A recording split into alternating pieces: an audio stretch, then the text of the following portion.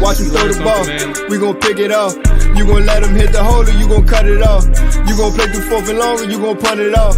Your defenders, heavy hitters, put your pads in. Don't be looking for the ref to throw no flags in.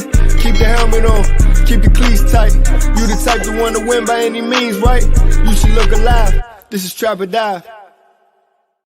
Yes, sir. Welcome back to another Trap or Dive podcast. I am your host, Molly Mual. Dre's in here. AJ is checking in about 2 seconds.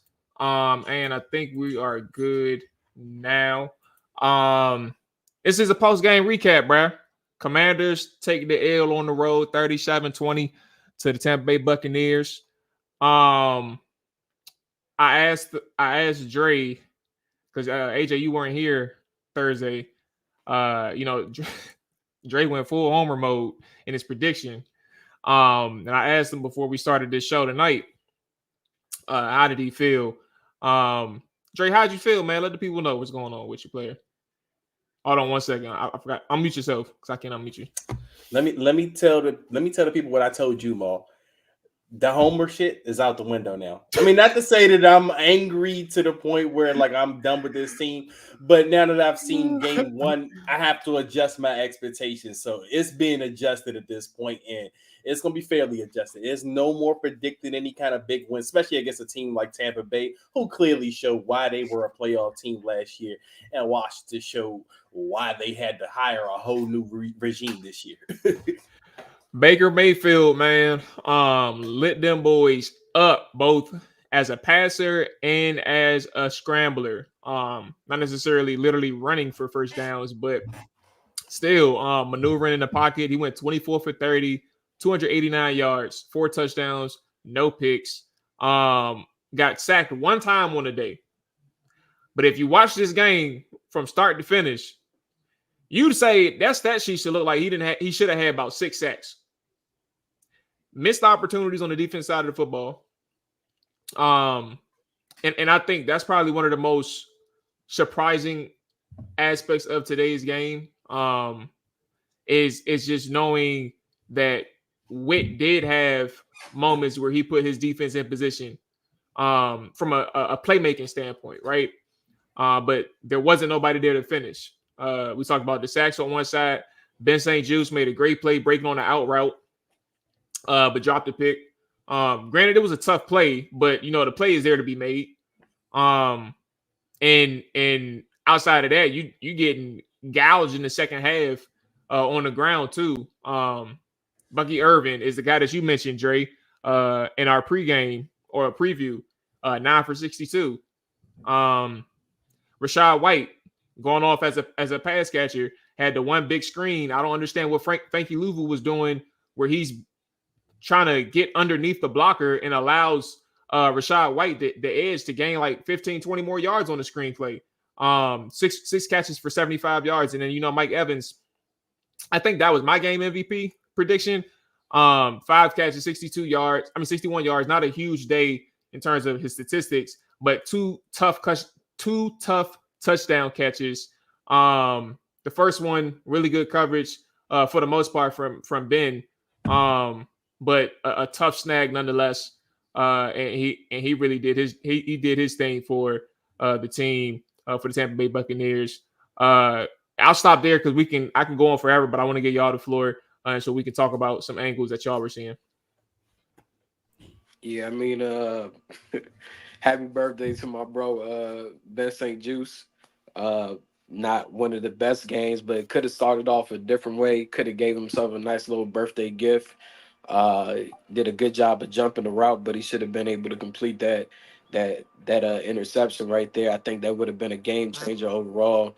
I mean, Tampa Bay is not a bad team, like we've mentioned already in this early conversation of the post game.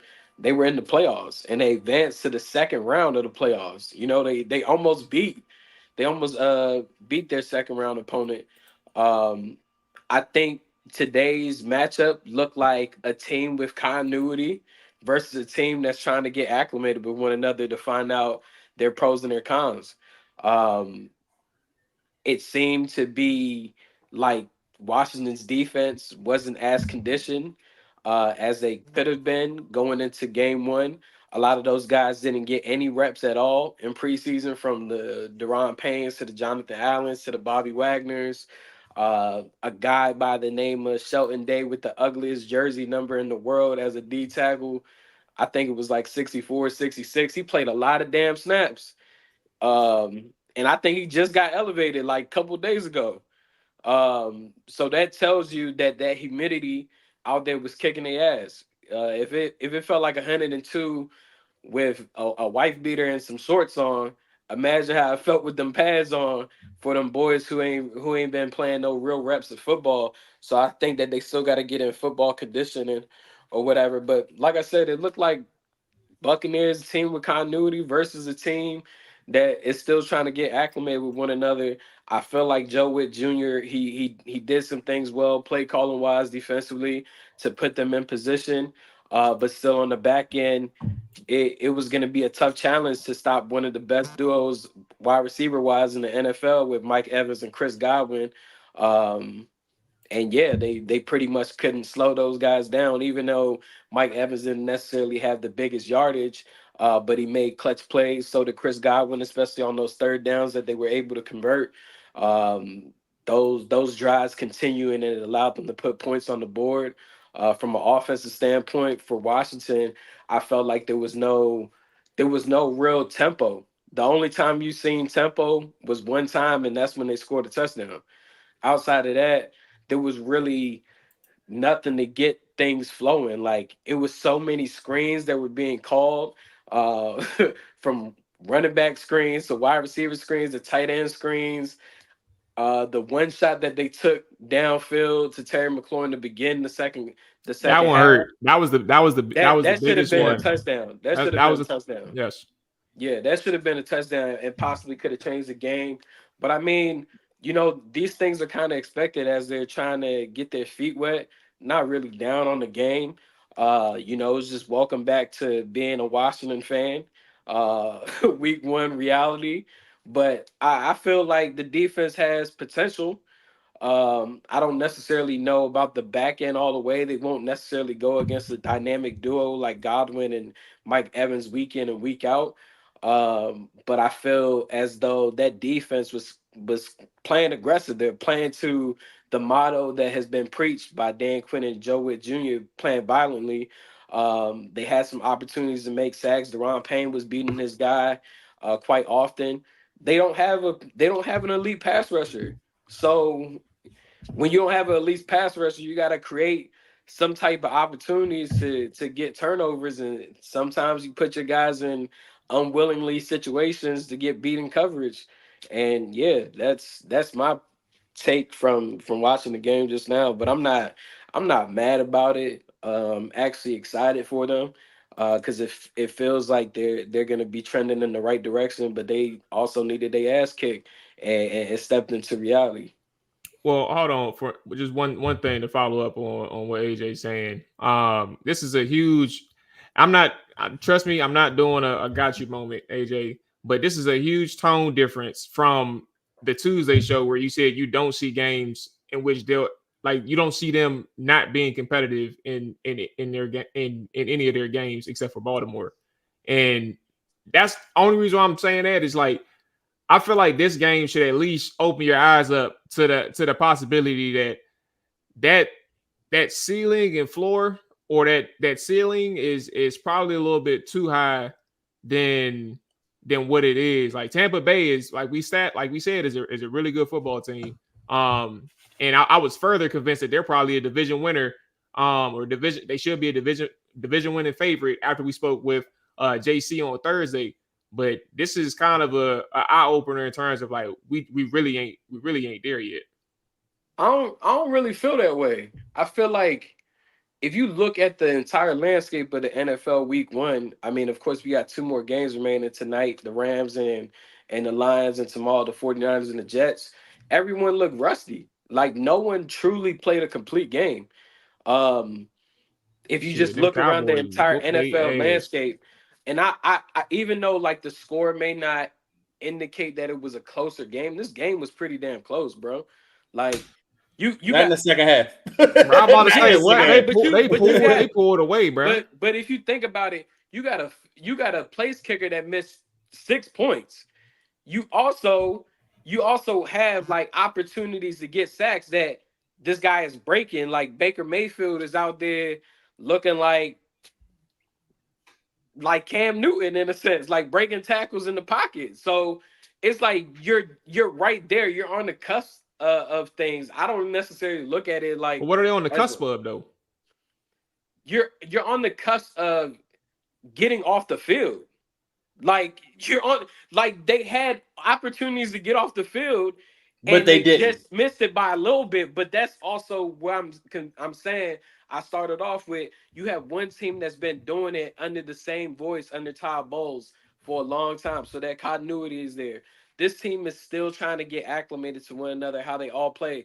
This is the first time all these guys have been on the field at one time. Like, Bobby Wagner played no preseason snaps. I don't think Deron Payne and Jonathan Allen played no preseason snaps. No, they didn't. Like, so these are all these. Dorrance Armstrong didn't play any preseason snaps. Like, so it's like it's their first time coming out. So they're going to look rusty. They're going to be tired, all those things. But I don't want to say like this game indicates even like my personal take on like the conversation that we had Tuesday. I just feel like they still played competitive to me. It wasn't like last year, maybe when I was watching Ron Rivera and them go against the Chicago Bears or something. Like I felt like guys' spirits were still high. They were still trying to push through. They were still trying to make things happen. You know, it just wasn't breaking their way. And these are the moments that you need throughout the season to get your act together and keep it pushing. Next week, you got New York Giants. They ain't look the best today against the Vikings. You know, maybe you go 1-1 next week. Go ahead, Jerry.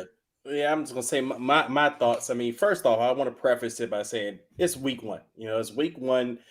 A lot can happen. It's a long season, yada, yada, yada. But I do think this is the game to kind of adjust expectations. And this is one of the things, Maul, that I kind of pushed back on this offseason. You know, like when AJ was kind of mentioning, oh, you know, Ron Rivera was the coach last year. They should double up their win total. And I'm like, you know, in context, it just don't work like that in the NFL. But again, it's week 1.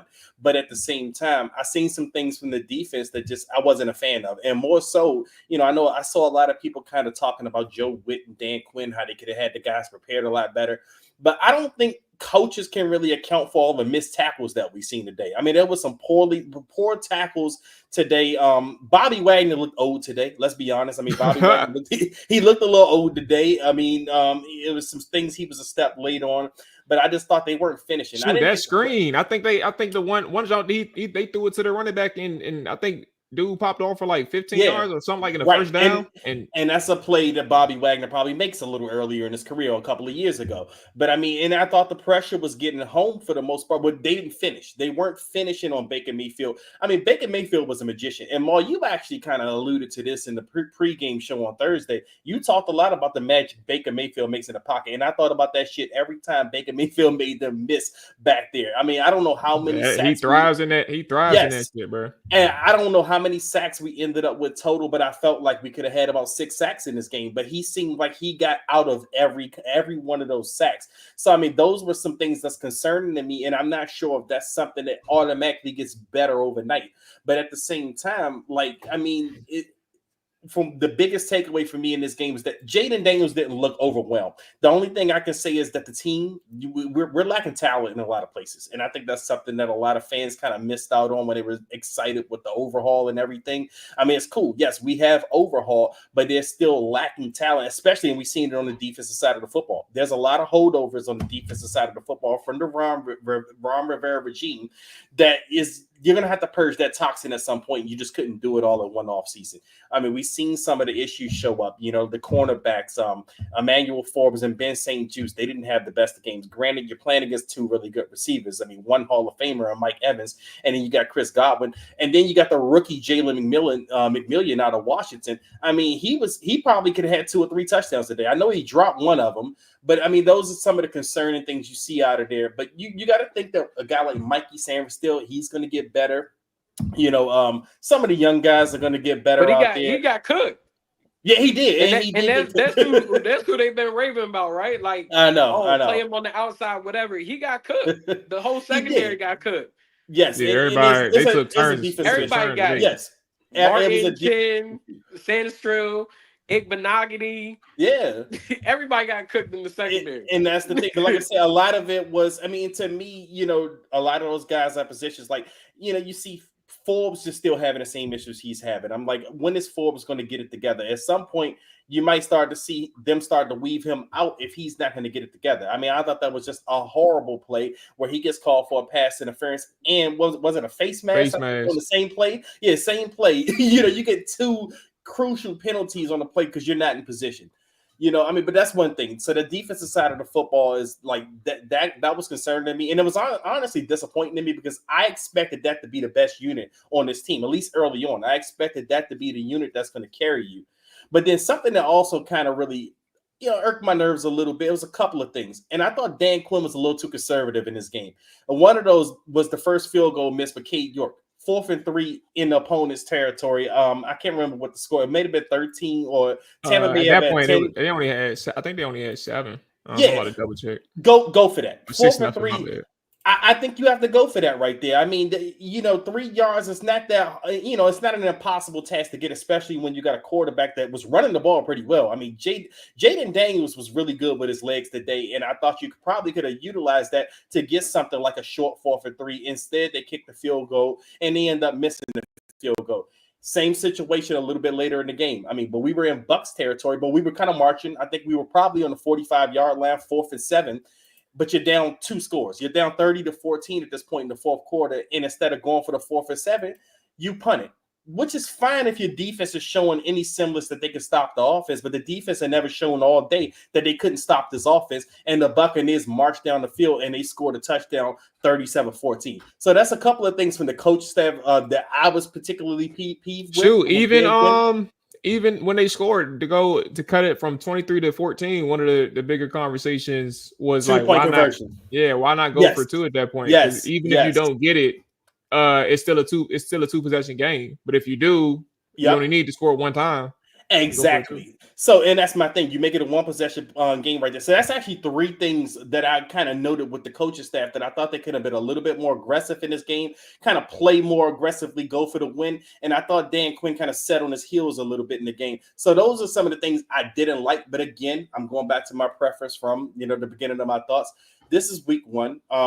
You know, the only thing I think at this point we can do is adjust our expectations, but I don't think we should get too down on a lot of the things that happen out there because at the end of the day, this roster has been overhauled heavily, but at the same time, you still got a lot of holdovers and you really still don't have the footprint or the imprint that Dan Quinn and Adam Peters wants to put on this team yet. Hey, quick question. Why the fuck do y'all keep talking about Forbes so much, bro? Like, the entire secondary got burned. Like, they all had bad plays in different moments of the game. Like even Forbes' penalty with the face mask, would you rather him just give up the touchdown or the face mask? At least you still got an opportunity to stop them from scoring. Like if he don't do the face mask, that's 6. At least you put it at the 5-yard line. You feel me? Like things like that are gonna happen in games. You just don't know. But I can't, like, it's not like you play like the worst game ever. But you got guys that were getting beat all over. Sandstrom, Ben, Martin jumping on things. I don't even know what he's saying, but I love to look at the all 22 in some of those plays. Chin, what is he saying on certain things? But I feel like the entire secondary didn't play as well as you would like them to. But Well, I I mean, don't want I don't want people people just to going just to target Forbes like yeah. he had a penalty, but I But mean people are going to do that. That's why I was like, Yeah. it is what it is. Like you can like we don't make it an effort to over what's the word, over criticize one particular person. Like we don't do it. We don't not do it intentionally. It's just like we just don't do shit like that. But like that people, it's a hot talking point. It's like whenever one person that is a hot topic and gets like a negative play in the spotlight, you know, they ain't that's gonna be talked about for the rest of the week. Like that preseason scrimmage with the Jets, like that was talked about until the game. Like that shit just happens. And Forbes got the target on his back. Any yeah. bad play he has is gonna be magnified at this point. It's just what you got to deal with. Like, I mean, and it's only on him to really to change that shit up. Honestly, like it's only on him. And that's kind of the unfortunate truth in my opinion. But offensively, I think we haven't gotten to some things just yet. I agree with AJ. Just the debut of Cliff's offense. Thought it was pretty underwhelming. I think the first half. Now, granted, I don't think this was really his fault because I honestly think I'm not going to shy away from this conversation. I think when Jayden tucked his head to run, he wasn't really concerned about anybody that was downfield. Like he was just trying to get some yards, and that was that. I think the good thing from Jayden Daniels using his legs is the fact that you've seen how dangerous of a weapon he can be for the offense if you don't account for him. But he's also elusive in the pocket. He knows how to buy himself some time, right? And that works out for your offense. But I think where the receiving side comes in, I remember it was one play in particular where Zach Ertz was wide open on the sideline. And I don't know exactly what Jayden did or didn't see, but he decided to take off instead of actually giving Ertz the option. I mean, giving Ertz the football or throwing Ertz the football. And I would love to know what exactly was going on downfield because it seemed like people were going on the receivers. And I think that's fair when you don't know what's going on downfield, especially when they aren't getting targeted. But I would love to know what's going on downfield because I wonder if Jayden was holding on to the football. Like I want to know what the distribution is. Like how much of it was Jayden holding on to the football, and how much of it was like Cliff and the receivers were just not on that same page in terms of like scheming your route concepts, but also being able to win with your routes. So I that's kind of something that I was thinking about when I was watching Jayden take off. Yeah, that's definitely a thought for me too. Curious to see the all 22 because from the TV version, can't really see who was winning routes and who wasn't. But I mean, you didn't really see any wide receiver have an imprint on this game whatsoever. The guy that they kept mentioning, Diami Brown, had the same catches and targets as me and you and Dre. Um, Yeah, he got a donut all across the board. so yeah, still. like Terry McLaurin didn't get involved in the game until second half. I mean, I like how they came out and hit him with a deep ball target coming out of halftime, but prior to that, he wasn't involved offensively at all. It was just a bunch of running back screens, wide receiver screens. Yeah, just screens. Like, yeah, it just felt like the offense had no true flow, no tempo. Like I mentioned, I don't really understand the play calling, the creativity standpoint, but from what we could just see from the television copy, it didn't seem like wide receivers were beating anyone. Yeah. Because a prime target that should have been there once McCullum, the opposite starting cornerback, went out with the concussion, he didn't get that side didn't really get touched. Like they didn't really like make it an emphasis to attack that side of the ball. So yeah, I mean, even the run game, the run game was pretty stagnant. I don't know if they're creating a rotation with Lucas and Coleman. Coleman started off the game, and then it seemed like towards the first half, and then in the second half, Lucas finished the rest of the game. I don't know if that's a conditioning thing because Brandon hasn't played actual football game since maybe December of last year. So I'm curious about that. But yeah, man, even the newly paid Cosme, he got blown up on a play by a linebacker. Like, I mean, pushed all the way back into the backfield, and that's where he ended up tripping on. Well, Jada ended up tripping on Cosme's foot. Yeah, I mean, like I said, I'm not really trying to make this a big deal, man. I just feel like these guys just got to get in football condition. That's not to say that Tampa doesn't need to do the same, but when they're working out in that weather condition on a regular basis, it kind of makes that emphasis of their conditioning much better than what's been going on here in the DC area as far as weather wise. Now, look, while I agree with y'all points on the offense, it was a bit underwhelming. I'm not as upset about the offense. Maybe because my expectations was a little bit higher for the defensive side of the football, given kind of, we expected that to be the side that's going to lead them. Also, you have Dan Quinn, who is the head coach, and he's also a defensive guy. But, I mean, I thought the offense for the most part, with a rookie quarterback starting, and kind of we've been talking about ad nauseum through this offseason that you don't really have the skill position players at the wide receiver group. You're kind of deficient at the tight end group. I thought overall it was productive, and I honestly thought they kind of held themselves back a little bit. Like, I thought they could have did a little bit more, kind of like what I talked about with Dan Quinn not being kind of aggressive on those fourth downs, specifically that first one early on. That Zacchaeus penalty, man, that really hurt. But that was, and honestly, I thought that was a bullshit penalty. That was actually a game changer because that led to the first K York missed field goal, bro. Yes, and then I believe they had a chance to tie the game up at that point. If you come down, you score a touchdown, but then you end up settling for the field goal. You missed the field goal, and we know the rest is history. But again, I mean, I thought Jayden Daniels for his first game, and I do agree with you, Mual, and I want to know too, because I did think this throughout the game. Is he just kind of, being a little bit impatient in the pocket? Because, the pressure was getting there. It's Tampa Bay. They're going to bring the blitz. You kind of wonder, was he kind of anticipating that throughout the talk of the week? Because the talk throughout the week was, this is what Tampa Bay does. This is what Todd Bowles does. So you got to kind of wonder if that was in Jayden Daniels' mind, because he may have bailed the pocket early a couple of times, but we don't know until we watch the all 22. But again, I thought that there were plays to be made. He missed one, as you alluded to earlier, with the Terry McLaurin bomb, but they were moving the ball. Like, I didn't see a point where the offense looked anemic. They never looked anemic throughout the game. They didn't look overmatched throughout the game. They were just held back by personal coaching decisions, in my opinion, and also just boneheaded plays that they've had a tendency to make over the years. So, I do think if you could clean those up, this is a team that, this offense did enough to win the game today, or at least put themselves in position to win the game, should I say. Whereas the defense, I don't think the defense gave them a chance at all in this game. Like, you had no chance because you couldn't stop Baker Mayfield. Baker Mayfield damn near had a 158.3 quarterback rating in this game.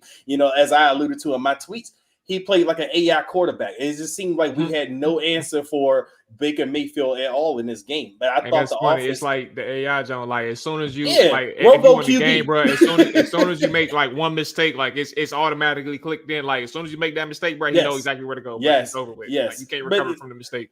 Yes, but again, I think the offense. They gotten them up, bro, all day. But I thought the offense did enough that they could have made themselves competitive in this game if the defense gave them a chance. But the defense just didn't give them a chance. And shout out to Jay Tyler for pointing out something that I questioned also in the game.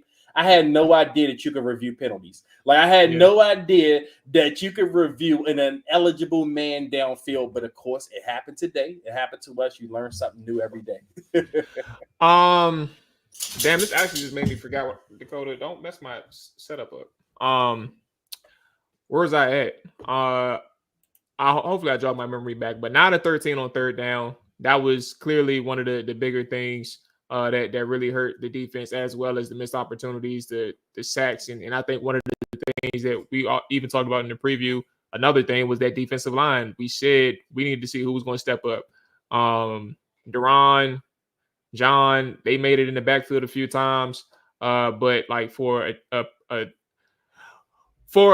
duo that's getting paid top 3 money on the roster to walk away from this game with 0 sacks after the opportunities that you had, problem. And I would like to know. Like, I didn't think the pressure was there. Like that's really good. I think my biggest thing is when you run into quarterbacks like this, like I'm not really caring for the pressure if it's not resulting in errant throws, if it's not resulting in somebody's making poor decisions. He was killing your ass. And that's kind of the reason. Like, it don't matter how much pressure you get if you can't close on the quarterback. I think looking forward, you're not going to always face a Baker Mayfield. But you do got Daniel Jones next, and that boy he tee up on your defense too. So like that's going to be another thing. You got to find a way to get him down. I don't have that much respect for it. I'm not looking forward like right now, but more so just saying like this rush group. If you can see some consistency in terms of creating that pressure, you may have better opportunities in the future, but you can't have a repeat that you had against Tampa with other teams is where I'm getting at. I'm gonna pause there. Like, do y'all have comments on the rush line specifically? Because I think I want to talk about K York, but I mean, I think they damn sure could use them when they could win they one-on-one matchups on the outside, pass rush wise. They don't have that. So hey. Okay. And that's one of those things that we couldn't fix all in one offseason. And we talked. We were worried about this. I might call up for Hassan Reddick. I don't know, but we was wondering about this all offseason. Who's going to be that edge guy that steps up? And it was a little concerning to see that those guys weren't making it home. I mean, I thought Dorrance Armstrong had a couple of opportunities today. I mean, because early in the game, I thought Payne and Allen were getting kind of good pressure in the interior, but I felt like the edge guys weren't cleaning up. I mean, Cleveland Farrell, I think, ended up getting the only sack we may have had one more sack, but I do remember Cleveland Farrell getting 1 sack. But that's something to be worried about too, and especially going into week 2 with Daniel Jones. This will be the real test for me and the reason why this is a test for me with going into Daniel Jones is because Dan Quinn and Joe Witt, they're very familiar with Daniel Jones. They dominated Daniel Jones in Dallas. So if Daniel Jones comes out killing us next week, it's going to be a concern. Yeah. Let's close out on a couple of Dan Quinn quotes from his presser. He did. We just talked about third downs. He said he said for him that was the biggest story of the game. He wasn't pleased with third downs. 2 more quotes for sure. He said something similar to what AJ mentioned. You need to struggle to see the identity develop. You don't want it, but you need it. That happened tonight. And then there was one more that I thought that was interesting. He said that he didn't see the hitting and the energy that they are looking for. So that was surprising for him. He said that they will take the lessons because if you don't, the pain isn't worth it. So I think the hitting and the energy part was something that for sure stood out. So many missed tackles. And I don't know. I'm willing to give him the benefit of the doubt from the standpoint of, it was the first week with all of the starters in there. I think my biggest thing, and some of the people in the chat has been saying it. So I think some of us are on the same page. Like the fact that we gave so many veterans grace in the preseason, and not putting them out there on the field, whether or not that makes a huge impact is one thing, but conditioning is another thing. Like they just look completely gassed in that second half. And that's no excuse because they was getting driven off the ball. I saw one play for sure where John Alec he got combo blocked. He moved like 5-6 yards off the ball. And so like these are kind of those moments where you just got to kind of see how they bounce back. I do think this is a good opportunity for Washington, given that they're at home right against New York. So so they can have an opportunity to really settle down, see how they can shake things from a offensive and defensive standpoint. But yeah, man, I think if all else fails offensively, It was my last point that I finally remembered. Jayden Daniels with his legs is going to keep this offense on the field for a long time. I mean, for a good portion of games. He just has to continue to try and figure out ways to protect himself and be mindful of it when he's in space. But we saw exactly what that offense was, even if the receivers weren't open. And even with my questions of what he was actually seeing and who was actually open or not open, I think at the very least, like, he makes defenses pay. Like, he has an elite ability to make things shake with his legs. And honestly, bro, it'll be a matter of time till he's going for like 100+ yard games in multiple games throughout the season. Like, he had 88 as a rookie, as in his rookie debut. He's going to get some games where he's getting 100. If Cliff keep calling these shitty ass games, you damn right he gonna run for 150 yards because, like, I mean, that boy was the only reason why the offense was moving. Like, outside of that, if you take away, I ain't gonna lie, I ain't like that comment, bro. I'm gonna let you finish. Me either. I'm not a fan. I ain't like that, You ain't because like he looked the same. He made the same plays in LSU when they had a dog ass offense. Like, he made the exact same plays with his legs. And you played against a hell of a defense today, AJ. Let's keep that in mind. Tampa Bay ain't no slouch defense. I mean, but there's nothing wrong with him rushing for the yards, but we also seen Kyler have to do the same thing Arizona. We see Lamar have to do the same thing in Baltimore. Like, it is what it is. Like, we don't have the all 22. Like, we don't have it right now, so we can't really call it. But I felt like the offense overall was stagnant. And then on top of that, the inactives comes out and Noah Brown is not playing. Like, what's the deal with that? We haven't heard anything about no injury. Nothing. Yeah, He's just a wide receiver. He's just running fucking routes. Like, how many different route combinations could they be that Man, you run a get dig. acclimated to? Like, so I'm confused. I'm confused by that. I don't know, bro. Like, at the end of the day, I'm trying to think off the top of my head how many wide receivers had receptions in this game. Well, Luke had a few. My man, Luke McCaffrey. Luke had a screen. He had a four screen. receivers. He almost had a touchdown too. I think he got stopped at the 1 yard line in the last drive. Yeah. So the highest receiver, the highest yardage and reception leader for receivers was Luke McCaffrey, and he had 3 catches for 18 yards. Next up was Terry McLaurin. He had 2 catches for 17. But Zach Ertz led, either Zach Ertz or B-Rob led in receiving yards, right? Austin Eckler had 4 for 52, and Brian Robinson 3 for 49. So the 2 running backs combined for 7 for damn near a good percentage of Jayden Daniels' yardage. Yeah, man. I mean, hey, it is what it is. You got to get right game next Sunday against the Giants. They ass. So, hey, if they can't stop Daniel Jones, then ring the alarm. Hey, well, you said it, not me. They have to. They got to stop Daniel Jones. I mean, I'm saying it right now. If they can't stop Daniel Jones next week, then ring the alarm. But I feel like it's a get right game. They be 1-1, celebrate home field. But let me ask you though, experience Fed. AJ. Now, if they don't stop Daniel Jones next week, what would you take it as, more of an indictment on the coaching staff or more of an indictment on the roster that they have? And with the number 1 pick in the NFL draft, the Washington Commanders select. No, I mean, answer the question though. I mean, honestly, I think it would be an accumulation of both. I think that, like we've said, there's some talent deficiency on this roster, but there's also things that we're trying to learn about Cliff Kingsbury as being his first time NFL coordinator. Of course, he called plays for Arizona, but like being an OC full time is a bit different. And then you got Joe Witt Jr. He's calling plays for the first time defensively as well. I think we're trying to get acclimated to both of them, and I think even them, they're trying to get acclimated to calling games and getting the feel for what they do have to work with on this roster. Because you definitely seen a lot of guys moving all over the place, a lot of moving players. Some guys are lined up at DN sometimes, D tackle.